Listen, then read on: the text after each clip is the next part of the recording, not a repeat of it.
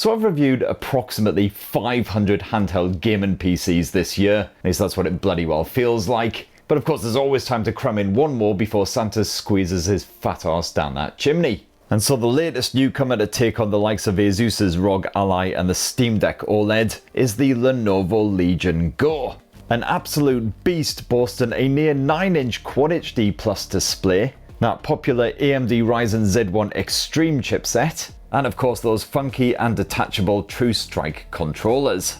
So I'm going to whip the Legion Go out of the box, test it out for a good few days, and then show you the footage of the bits where I didn't suck too hard at various PC games, all while delivering my full review. And for more on the latest and greatest tech, please do poke subscribe and ding that notifications bell. Cheers! So first up, what do you get bundled in that box? Cat definitely not included.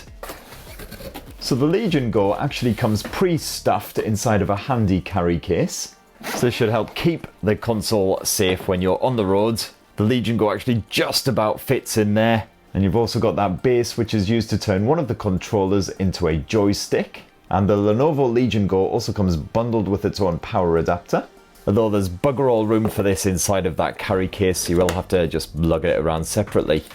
Now I've handled some big ones in my time, so to speak, but honestly this is just getting silly. The Legion Go with its near 9-inch display is clearly bigger than the likes of the Steam Deck and all those other massive gaming handhelds that I've ripped the piss out of. That said, I have found the Legion Go is lighter than I expected it to be. I thought it would weigh well over a kilo the first time I clapped eyes on this thing. It's actually more like 850 Gs.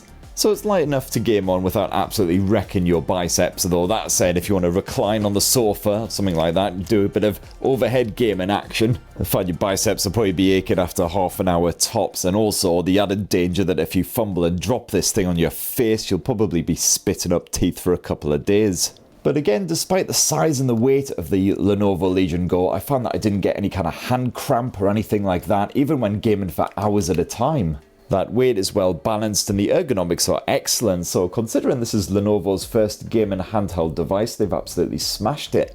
Of course, Lenovo kindly bundles that carry case with the Legion Go, and it feels rugged enough to put up with some serious punishment on the road anyway. However, that screen is only protected by the older Gorilla Glass 5, not the fresh new Victus 2, so you probably want to slap a screen protector on there just to be sure. Oh, and if you're not a fan of this black model, well, tough, because that's your only colour choice. And like most gaming devices, you've got the obligatory RGB shenanigans, including glowing rings around each of the thumbsticks. And that is customizable as well. You've got a small selection of different lighting effects you can choose between, otherwise you can just knock that off entirely if you want to preserve a teeny wee bit of battery life. And I do like how the power button glows, and the colour that it glows actually corresponds to the performance mode that you're currently in, which is a nice little touch right there. And I've got zero beef with the connectivity of the Legion Go. You've got a pair of USB-C 4 ports with Thunderbolt 4 support, one of them up top here and one of them down below. So that's highly convenient for charging. You've got full DisplayPort 1.4 support as well. You can hook up an eGPU, whatever you fancy. The Legion Go also has a micro SD memory card slot and a headphone jack. You've also got full Bluetooth support here. And you'll find the vents up top and around back as well to spaff out all of that hot air, keep it well away from your face, your fingers, etc. Now, as with the Asus ROG Ally, the Aya Neos, most of the modern gaming handhelds, the OS of choice is Windows 11. This does mean, unfortunately, suffering through the occasional bit of Windows jank, so for instance you'll occasionally have a pop-up appear just as you're trying to load a game, which will then minimize/crash everything. However, Lenovo has attempted to make things a bit more user-friendly with its Legion Space app. Now, this acts as a general gaming hub, so you can jump straight into any games you've got installed on the device, as well as accessing any services like Xbox Game Pass and Steam. This is certainly one area where the Legion Go has one up on the Steam Deck, because you can easily access the likes of Epic Games, Ubisoft, etc., not just your Steam titles. Even good old GOG.com, although I have tried installing a couple of GOG games, and as usual, it just proves a bit of a ball ache more often than not. A lot of those older games, they don't have controller support straight out the box. You'll have to fanny around in the background trying to get that all set up. And Legion Space, much like Windows, can be rather janky, like its constant insistence that I don't have the Xbox app downloaded and installed when I absolutely bloody do. Look, there it is. And Lenovo also offers up its very own storefront where you can purchase PC titles to play on the Legion Go, and this is powered by Games Planet. Hell, there's even an Android emulator on this thing which you can use to download and install games from the Amazon App Store. And don't worry if you want to get bugger loads of games installed for a big trip that you're taking abroad or something like that. You've got up to 1 terabyte of NVMe M2 SSD storage on this thing, plus of course that memory card support. So the only thing you'll have to actually stress about is, can I get the Legion Go into my goddamn suitcase? But of course, one of the absolute highlights of the Lenovo Legion Go, one of the reasons you want to buy this over its rivals, is that absolutely stunning 8.8-inch IPS touchscreen. It's not OLED tech, unfortunately. Of course, you've got the new Steam Deck OLED, which is highly tempting indeed, and a couple of Aya Neos have OLED screens as well. Whereas the benefit of OLED tech is you get that gorgeous crispy contrast, nice deep blacks which really stand out compared with the darkish greys that you get on an IPS panel. But all the same, the contrast is respectable here on the Legion Go, and it's a Quad HD Plus panel as well, 1600p resolution. And if you jump on into the settings as well, you'll see you've got down here the Radiant Super Resolution feature. And what this can do is help boost the resolution if you're running a game in 1280 by 800. And this upscaling can really enhance the visuals in more recent games without absolutely murdering that performance. Now, as for the refresh rate, well, that maxes out at 144Hz here on the Legion Go versus 120Hz on the ROG Ally and just 60Hz on most other gaming handhelds. Although naturally your only chance of seeing those sorts of frame rates here on the Legion Go is if you're playing less demanding fare. And of course you've got it plugged in, you've got those performance modes maxed out.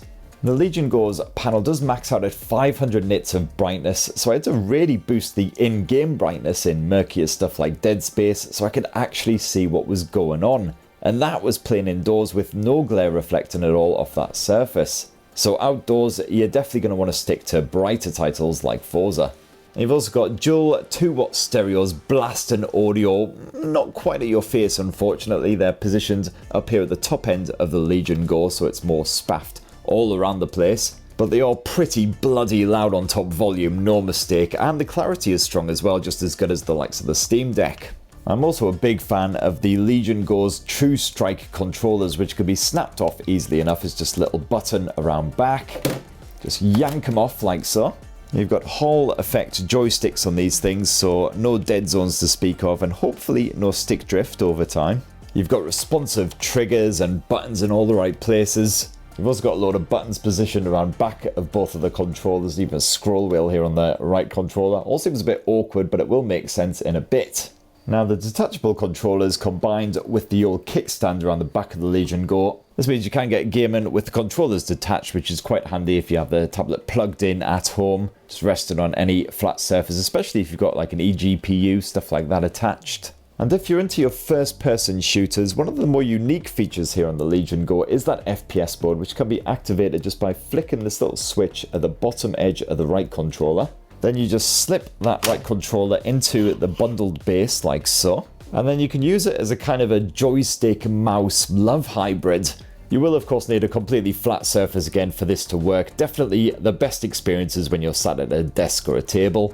And it's certainly much better for precision aim and doesn't really work in FPSs like Doom Eternal, quick-paced stuff. Or at least certainly not at my sort of skill level. But if you're into your Sniper Elites or something like that, then definitely worth a shot. Now, the Lenovo Legion Go is one powerful wee bugger, thanks to AMD's Ryzen Z1 Extreme chipset, which powers the show. That's the same platform that's stuffed inside of the top-end ROG Ally, and it's backed here in the Legion Go by 16 gigs of RAM. Now, we already know what that Ryzen Z1 Extreme is capable of, thanks to other gaming handhelds that I've reviewed, so it's no surprise that Legion Go offers a pretty respectable handheld gaming experience. Now, when you're in a game, you can bring up the gaming toolbar with a quick tap of this button here on the right controller. Unfortunately, this doesn't always work, and it doesn't always work immediately as well. There can be some serious lag, and that's completely independent of whether the controllers are physically connected to the Legion Go or not. But when you do eventually get it to flash up, well, it's well worth diving into because you've got fast access to all of your different performance modes. You've got your power saving mode, you've got your performance mode, and you've got some custom options as well. You can also customize the thermal mode. If you go into the custom section, you can max this out at 30 watts. Otherwise, in performance mode, I believe it's 20 watts. You can also just toggle this wee option here to get full fan speed on the go, which, as you can hear, makes things a wee bit noisy. And also note you can swap between these different performance modes on the fly by pressing the Legion L button and Y. Now if we tap our way down into the general settings, you've got fast access to all the usual toggles, screen brightness, the volume, Bluetooth, Wi-Fi. In here is also where you change up the other display settings like the resolution. You can also max out the refresh rate at 144Hz or 60Hz if you want to preserve that battery life. And you've also got a frame monitor, which basically just pops a little frame counter up here in the top left corner. You can also monitor your resources, your RAM, your VRAM, etc. Check out your battery life, your fan speed. And that's where you turn on the Radeon Super Resolution feature. Scroll down again, it's your controller settings. This is where you map out all of those buttons. You can also decide whether you want strong controller vibration or you want to temper it down a bit. And you can also enable or disable the nifty touchpad here on the right controller. It works just like the Steam Decks and it's particularly handy when you're buggering about with Windows 11. You've also got fast access to some of those keyboard shortcuts, so for instance Win and D in order to minimize everything. You've got your task manager, your file manager. You can bring up the old virtual keyboard at any time. And again, you've also got controller shortcuts for a lot of this stuff. So again, fast access to that task manager. You can bring up the old virtual keyboard. And of course, to really get the best possible performance out of the Lenovo Legion Go, you'll need to have it plugged in, get all those performance settings maxed out. And you'll certainly get some good performance when you do so. If you're into your benchmarking, well, TimeSpy on 3D Mark spaffed out a score of 3,276. And as for actual gaming, well, I tried the Dead Space remake, bumped up to the 2560 by 1600 pixel resolution, and just left on the auto graphics settings. And unfortunately, even when plugged in, I did experience some occasional severe judders here on the Legion Go. So then I jumped back into those settings, turned on the dynamic resolution, and I still experienced a couple of judders here and there, but overall the game ran smoothly enough to enjoy. As for Forza 5, well, if you play this on Full HD resolution 1920 by 1080 pixels with low graphics quality, the game averaged at 66 frames per second, nice and fluid, no issues at all. So I then boosted the resolution to 2560 by 1600, kept it on the low graphics quality, and the frame rate only dropped a wee bit to average 56 frames per second. Still impressively stable, that frame rate barely wavered at all. So I kept the resolution maxed out, bumped up the graphics quality to high, and this time the average frame rate was 40 frames per second. It did dip down to around 30 FPS on a couple of occasions, but the Legion Go could still handle it. As for Doom Eternal, well, this simply refused to run at any resolution besides 1280 by 800 for some reason, even when the Legion Go was plugged in. The game just kept dying on its arse before I even saw the loading screen. When I did stick it on 800p, it was absolutely fine. It could just about be run on ultra nightmare settings, although it wasn't the silkiest smooth experience. But what if you want to do some gaming on the move, which surely is the whole point of having a handheld device like the Legion Go? Well, unfortunately, this console doesn't impress quite so much when it's running on battery. So for instance, the Dead Space reboot with those same settings all round, the performance plummeted as soon as that plug was pulled. But the game was absolutely unplayable. And so I dropped the resolution to 1280 by 800 and I ran it at 60Hz. The game was a little bit happier now, it was actually playable at least, but the frame rate still wasn't exactly what I would call fluid. I still experienced some serious judders and the audio was all f***ed up.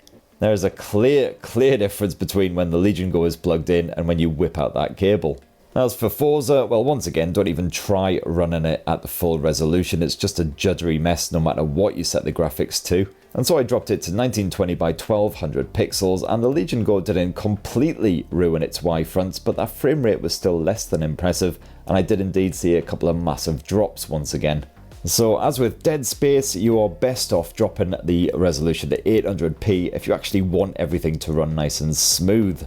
And as for Doom, it certainly wasn't happy on Ultra Nightmare. I had to drop it to Ultra resolution at most before it was anything resembling playable.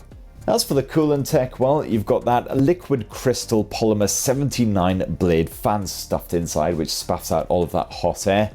And on the quiet mode, this is reasonably subtle, so you won't be pissing off everyone else in the same room, the same bus, or whatever else as you. I'll just get this in close to the mic.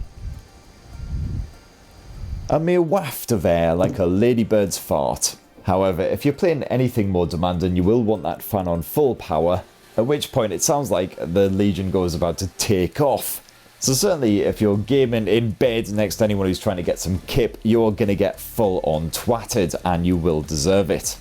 Now, of course, the portability of the Lenovo Legion Go already limited by the fact that it's freaking massive, but what about the battery life? Well, Lenovo has managed to cram a near 50 watt-hour capacity cell inside of this thing, which is bigger than pretty much any rival out there. Unfortunately, the battery life is still rather poo. So for instance, playing Dead Space at 800p on the top performance settings while I was on the move, I found I could game for just over 90 minutes before the Legion Go was completely wiped from a full charge.